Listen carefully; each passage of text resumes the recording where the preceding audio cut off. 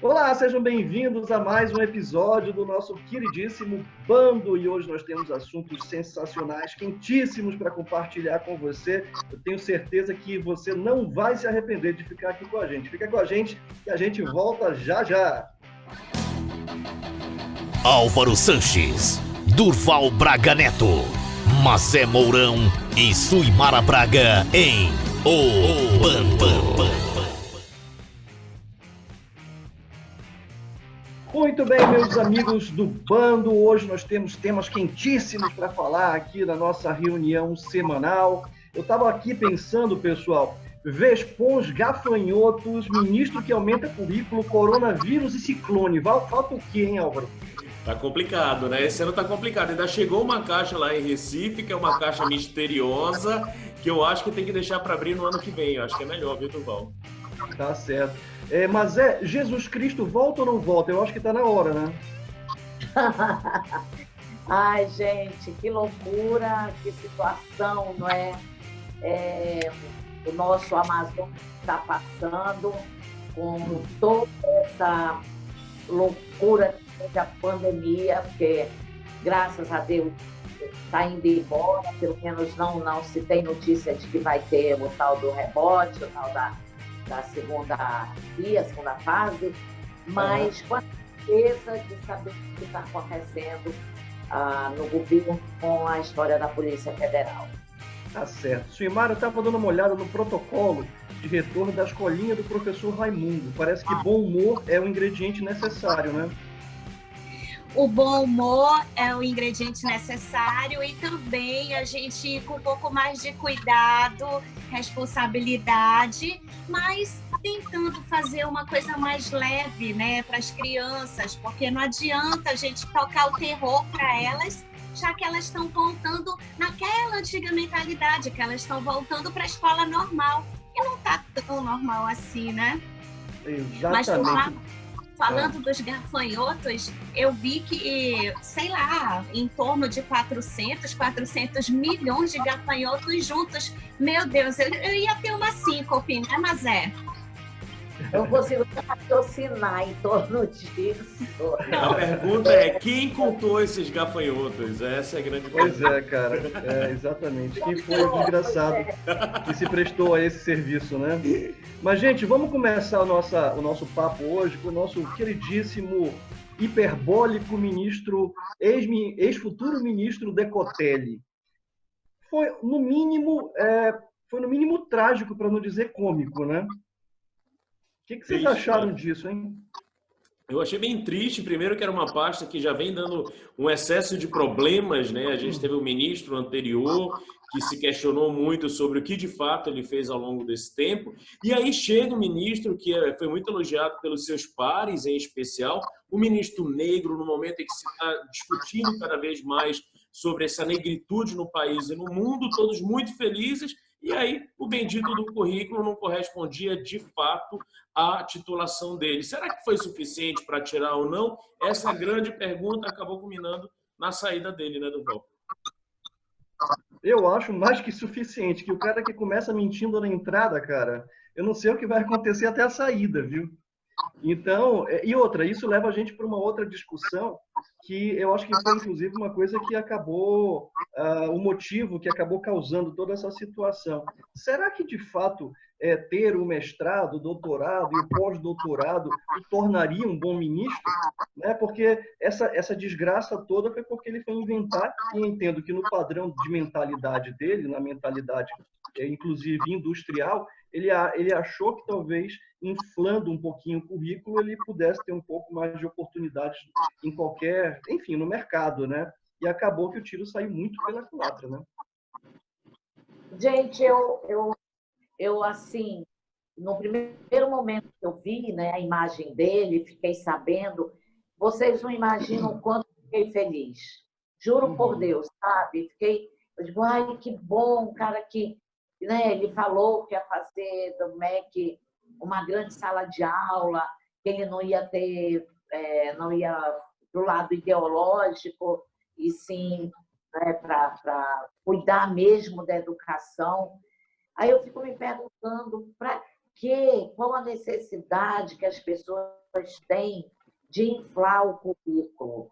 Hoje em dia, as coisas são muito rápidas, se descobre muito rapidamente que aquilo é mentira.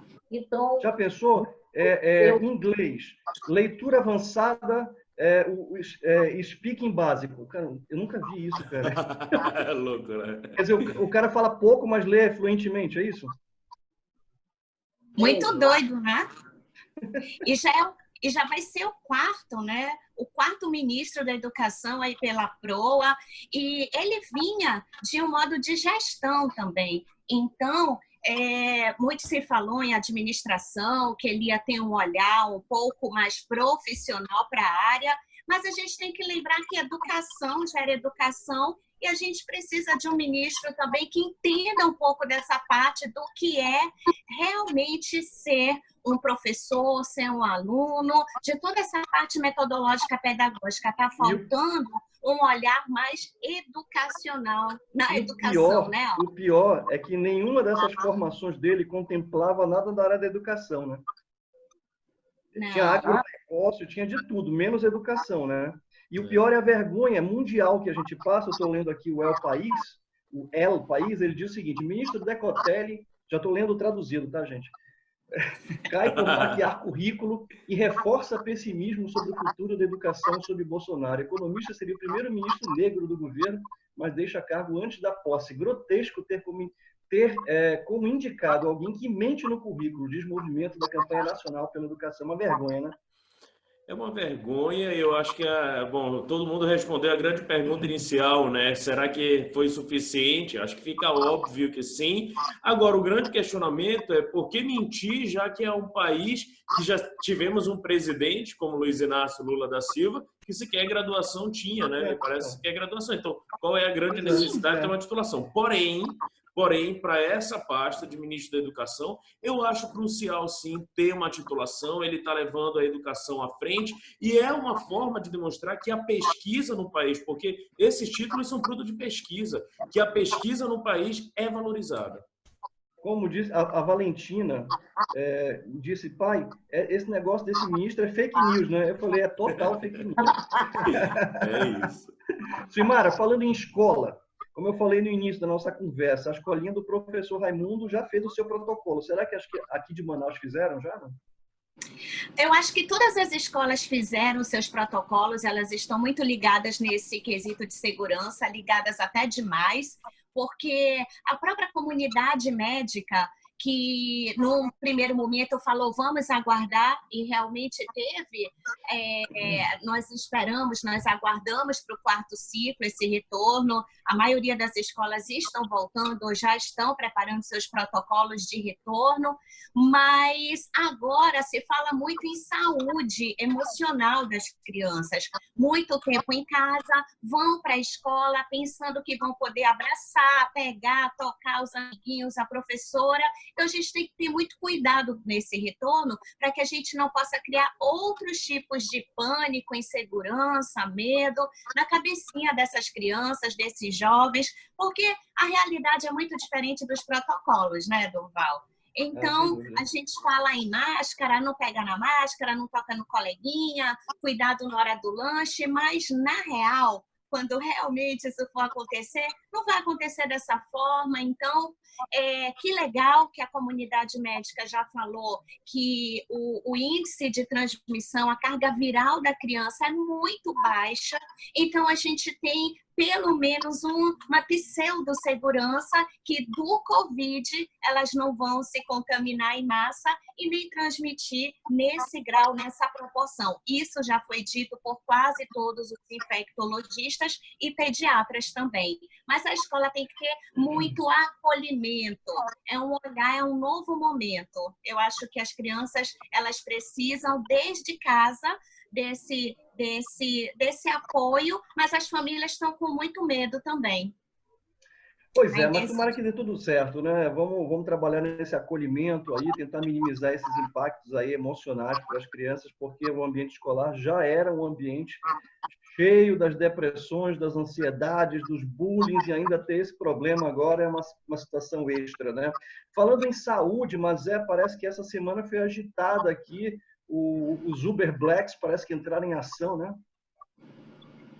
Foi uma semana muito que pegou a cidade, né, desde terça-feira, com uma grande surpresa, né, a chegada da Polícia Federal em vários setores, na Suzano, na Casa do Governador, na Casa de Empresários, em Brasília, com o governador, que estava lá, em São Paulo. Mas a grande surpresa mesmo ficou por conta de que o marido da secretária de comunicação, que parece até que o rapaz não tem nome, ele tem sim, todo mundo só chama o marido da secretária, o marido da Daniela Assayag, ele se chama Luiz Carlos Avelino Júnior, filho de um médico conceituadíssimo em Manaus, que era Luiz Carlos Avelino Lula. Eu o conheci, é da minha época, e se envolveu na compra desses respiradores no auge da pandemia, que supostamente, não é? Eu estou falando supostamente, mas todas as provas estão aí. Ele fazia parte da empresa que comprou. Quer dizer, a CPI da Saúde atirou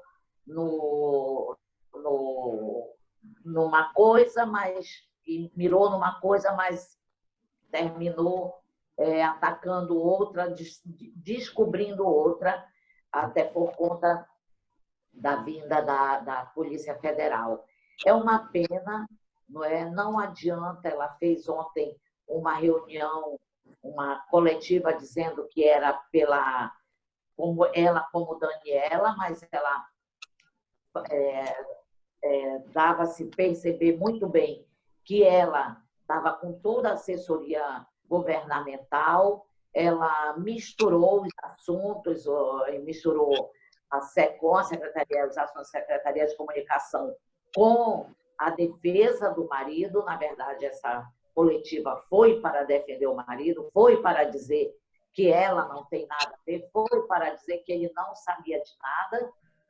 E é muito triste, porque além do envolvimento de pessoas que a gente conhece na cidade, que tem nome, foi por a venda de respiradores que fizeram muita falta no auge da pandemia aqui no Amazonas. Muita gente morreu por falta de respiradores, por falta de medicamento. Nós não chegamos na curva porque nós conseguimos abafar essa curva. Nós chegamos na curva porque as pessoas morreram. As pessoas perderam famílias, as pessoas perderam pai, mãe, tio, amigos. E só quem sofreu isso é que deve estar pensando, meu Deus, por que nessa hora, né, as pessoas, a administração pública não cuida disso como um bem público? O bem não é dele, o cargo não é dele, é do povo. O dinheiro é do povo. E nós, no Amazonas, sofremos isso. E aí o desdobramento está muito feio e eu fico muito preocupada, sabe, com o que pode vir ainda. Preocupada. Vamos aguardar a apuração dos fatos, a justiça está aí para isso, né? Temos que esperar. O que eu achei só esquisito é que, muito longe de mim, está minimizando o problema, que o problema é grave, né? Todos os problemas que você mencionou, mas o que eu achei é que os valores, que apesar de superfaturados, como pelo menos supostamente a comunicação está dizendo, a gente não pode falar ainda, tem que deixar a justiça apurar essa situação toda, eles me parecem valores não tão grandes em relação ao que normalmente a gente vê por aí, né? Então, vamos... Oi, Vazé, fala. O grande lance desse valor, Paulo, a gente pode imaginar assim, nossa, um superfaturamento de 20%, 30%. Bom, é um superfaturamento. Bom, sim. Mas o que é pior é que esse dinheiro, em 4 horas, saiu da Suzano em 24 horas e foi para o exterior. Ah, sim, entendi. Ou seja, é o roteiro como a coisa foi desenhada que é esquisita, né? É esquisito, quer dizer, aparentemente, pelo processo, a empresa que não ganhou, e quem ganhou foi a outra, a empresa que não ganhou vendeu para a empresa que ganhou, mas quem entregou foi a que não ganhou. E quem recebeu foi uma terceira pessoa no exterior. Eu fiquei até confuso agora, viu? Acho que eu não sou tão inteligente o suficiente para entender esse negócio. Eu tenho... O esquema foi grande, Durval. Obrigação de acompanhar o caso, né, realmente se torna confuso. Mas no frigir dos ovos, o problema mesmo é que foi comprado algo que não foi utilizado e que o dinheiro saiu em 24 horas, não é? Processos que levam, às vezes, 1 mês, 2 meses para a pessoa receber. Se fez um processo em 24 horas, se recebeu nas outras 24 horas, e esse dinheiro foi para o exterior. É uma evasão de divisa. Isso é crime. Tudo isso são suposições, mas a própria CPI da saúde está mostrando isso. Né? E a própria federal também. Agora, tem outra coisa que me preocupa ainda mais do que isso, Álvaro, que é a situação da própria Mazé, que estava com viagem marcada já para Portugal, onde ela ia precisar de alguns dias de tranquilidade em uma das casas de veraneio dela, né? E, infelizmente, parece que como é que a gente chama? Que as porteiras foram fechadas, né? Para nossos queridos tupiniquins. Nossa, você foi ótimo agora. Porteiras fechadas ou fronteiras encerradas, como queiram, né? A União Europeia informou essa semana que vai manter as fronteiras fechadas. Não é que vai fechar a partir de agora, vai manter como já estava fechada. Exatamente. Para alguns países grandes que movimentam Por que o Brasil, Álvaro? intensamente Brasil, a economia, em especial nesse momento do turismo, né? Aqui em Portugal, é o segundo povo que mais visita para o turismo, é o brasileiro, então a economia estava se esperando muito que fosse movimentado por conta disso, e por que os brasileiros, né? Obviamente por conta desse Covid que só aumenta, uma curva que só aumenta. A análise foi feita com base de infectados por número de habitantes, e Estados Unidos e Brasil ficaram fora dessa. Agora, o principal, e é por isso que eu escolhi esse tema, é para falar sobre as exceções, né? Então, não pode vir para cá pessoas focadas no turismo, mas se você vier para estudo, para questões profissionais, para reunião familiar, ou se você, porventura, acabou de tirar a cidadania, aí sim a fronteira continua aberta. Agora, eu também queria utilizar esse espaço para falar sobre essa relação do órgão, né, responsável por isso. Enquanto no Brasil é a Polícia Federal, então tem órgãos focados nessa abertura ou não, aqui é o CEF, que é um local específico para isso. E, infelizmente, é muito comum, Durval, essa ausência de informações. Então, se você liga para o CEF, você tem uma informação, se liga para o aeroporto, você tem outra, aí você liga para a embaixada, você tem outra. Então, além de ser esse movimento muito louco que está sendo a Covid, a falta de informação prejudica muito nesse momento. Então, essa é a contribuição da semana. E eu fiquei muito preocupado com a situação do nosso cantor luso-brasileiro Roberto Leal, porque nem o Brasil quer ele mais e nem Portugal mais quer também, né? Como estaria a situação de Roberto Leal? Como estaria? Aí sim, porque eu acho que ele já faleceu, não foi, não? Ai, morreu. Eu fiquei nervosa agora. Por quê? Morreu. Por quê? Mas você acha... Foi buscar o Roberto Leal. Não, ele deve estar batendo pé agora. Morreu em 15 de setembro de 2019, gente. Não, a questão é a seguinte, ele teria ficado numa situação muito complicada, porque nem o Brasil queria mais ele, nem Portugal também, né? Coitado. Ninguém assumia a cidadania do Roberto Leal, coitado, era uma situação complicada, né? Ele chegou... Ninguém queria mais, cara. Mas, Álvaro, nem se a gente chegar aí, bater o pé. Se você conseguir sair do Brasil, provavelmente você consegue entrar aqui. E respondendo sua pergunta, nesse caso, Mazé, com essa elegância que ela tem, é só mostrar o carão dela lá e eu com certeza acho que ela vai entrar sim, viu? Então, cara de portuguesa, né? Cara de portuguesa, fina, elegante. Então, querida Mazé, aquela pata de veado que você iria comer vai ter que ficar para a próxima. Eu pego aqui os sabores de tradição. Ah, e tem pata de veado lá, não? Tem. Então tá ótimo. É isso aí, gente. Muito bem, estamos chegando a mais um final do nosso episódio, do nosso queridíssimo Bando. Mazé, querida Mazé, quais são as quentes da semana que vem? Olha, eu vou sair um pouquinho dessa história de política federal. Eu quero dizer que eu estou esperando ansiosamente a abertura das salas de cinema. Quero falar sobre isso. Entendi. Eu pensei que fosse outra coisa que você estava esperando, mas enfim. Tudo bem. Mara, não? Eu não quero falar sobre motéis. Ah, tá. Simara, você tem alguma informação sobre o protocolo de retomada dos motéis ou não? Ah, motéis, eu estou até pesquisando, porque nessa quarentena com criança em casa, eu vou precisar de uma imersão. Todo tempo em casa. Não sei do protocolo, mas vou procurar. E qual que é o protocolo do seu assunto da semana que vem? Com certeza essa retomada das escolas, como que a gente vai se comportar, né? Como é que eu mesma tenho escola voltando para as crianças, então é tudo muito novo, vamos conversar sobre isso, eu acho que é um bom assunto. Perfeito. Álvaro Sanches, tiro, porrada e bomba. Falta alguma coisa para a semana que vem, não? Tiro, porrada e bomba me lembra funk me lembra Rio de Janeiro. E essa semana vai reabrir no Rio de Janeiro bares, restaurantes. Então, o que se espera é que as pessoas tomem sua cervejinha, dancem, brinquem, mas que o índice do Covid não aumente. Essa é a minha aposta para a semana que vem.